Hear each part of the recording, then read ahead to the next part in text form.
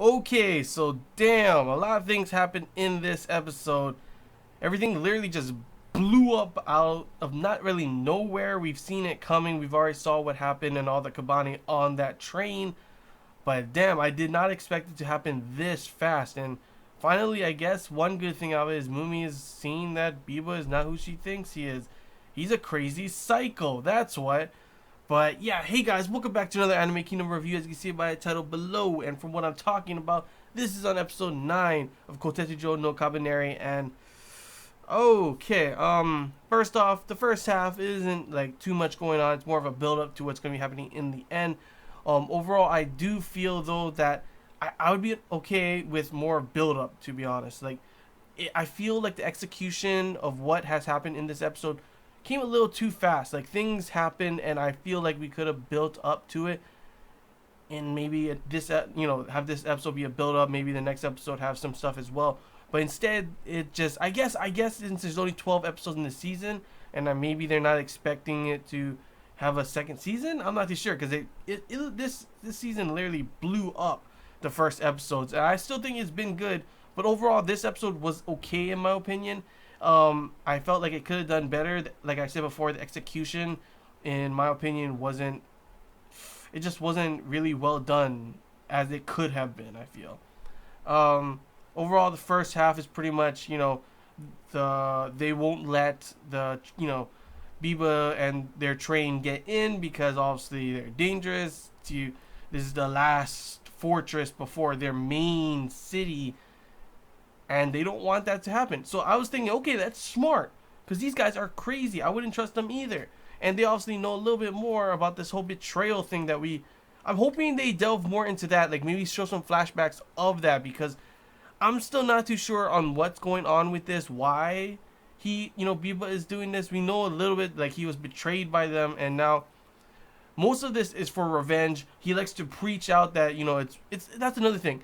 His ambitions, his what he wants to do, it's kind of cliche. It's kind of generic. I was hoping for a little bit more. One thing that I really enjoyed about this anime was the survival aspect. They didn't need a villain at first. I just love seeing them have to fight and survive kind of thing. And now all of a sudden it seems the main purpose, the main problem is Biba, not the Kabane. Biba. This happens with a lot of zombie kind of anime shows, movies, whatever. They always see the zombies is not the scariest thing. It's the humans. And in this one, they decided to go with that same thing, which I was kind of disappointed. I kind of felt like the way they've been doing it with the survival thing was good enough already. I didn't really need this kind of,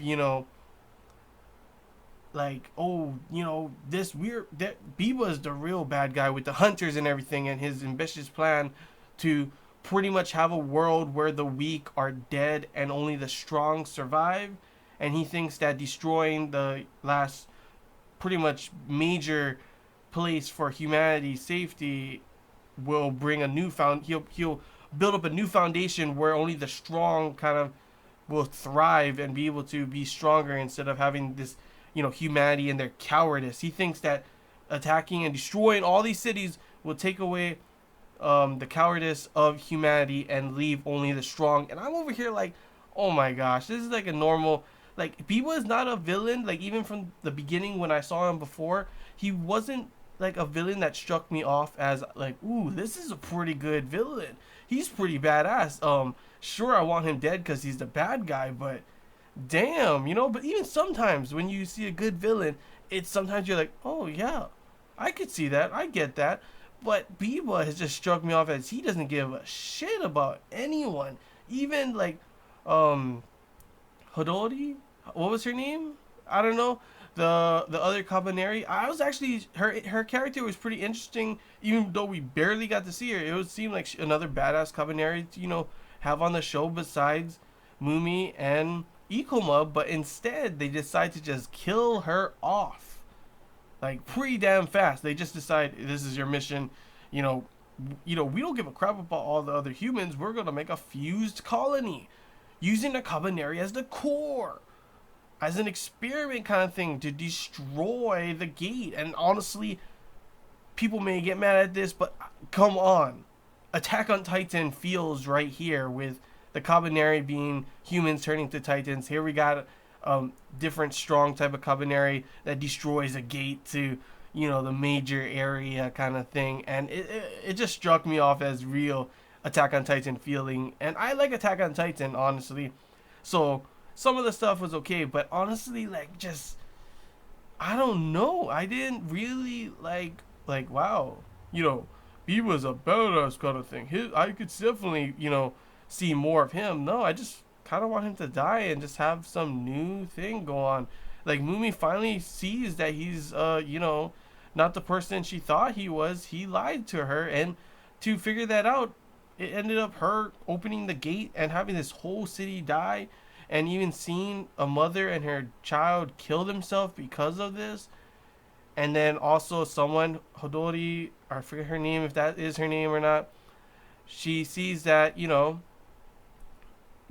doesn't care. He will let her do this thing, and then all of a sudden, without remorse or anything, sure, he sweated a little, but he was just like, stabbed her, pulled it out, and just walked away like it was nothing, and started giving his speech out. So I was just like, okay, yeah. And another thing is Ikoma. They've been showing him as, much more reliable and much more stronger throughout the season as he's grown more and more from just this idealistic brat in the beginning, And all of a sudden now it's just he's getting his ass kicked. He can't do anything really. I don't even understand what's going on with him. Why he couldn't. He's just chasing Mumi everywhere, not trying to help out anything else or figure out anything else. It's more of him just, it's like we're back at the beginning with his character where I didn't really care for his character. Like, I was starting to okay, Ikoma's starting to get stronger and stronger. He's starting to, he's getting better and better, but it's back to that, just his ideals. Like, well, you can't do that. Why are you doing that? And he can't fight back kind of thing. He just gets ass kicked by the hunters. To which another thing is, I'm wondering, is there more Kabaneri on the train? Or was it just Hodori and Mumi? Is those other guys Kabaneri, or are they just kicking Ikoma's ass? Because Ikoma should be able to kick their ass. Just saying.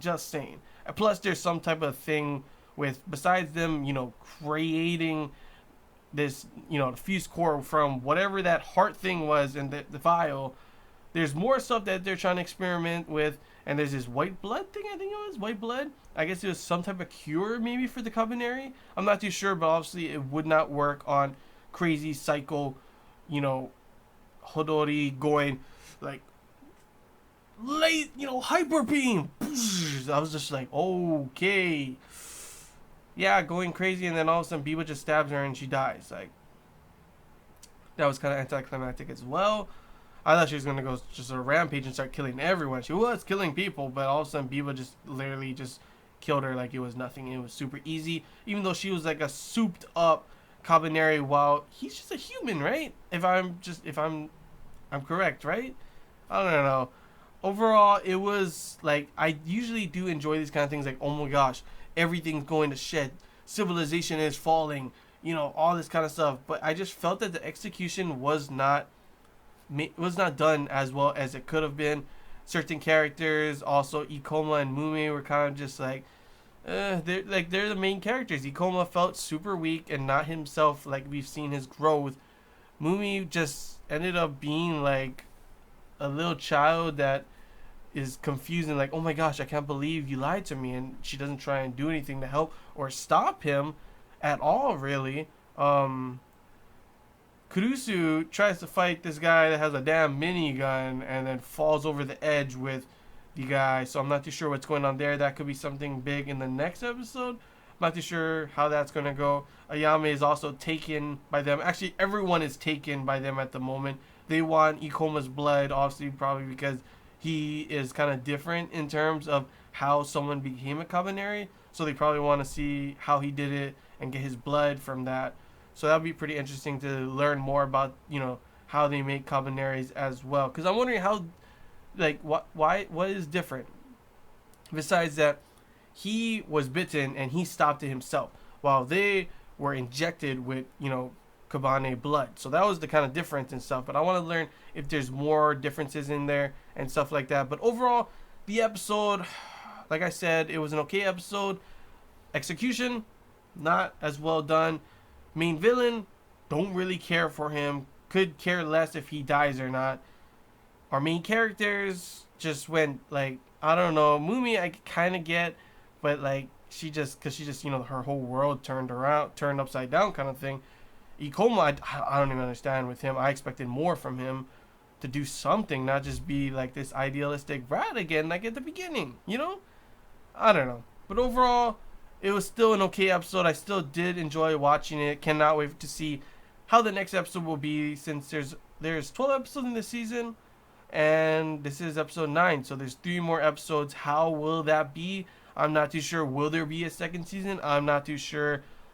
But overall, at the moment, it looks like things are gonna go a lot more crazier, since we are gonna be going to the last known like major fortress of humanity and learn more about Biba. What is like? There's gotta be more to this plan, right? There's gotta be more. I don't know, but hopefully we see in the next episode, see them get a little better. I'm predicting that the next episode is more of a build up, and then it'll get crazy in episode 11 and 12.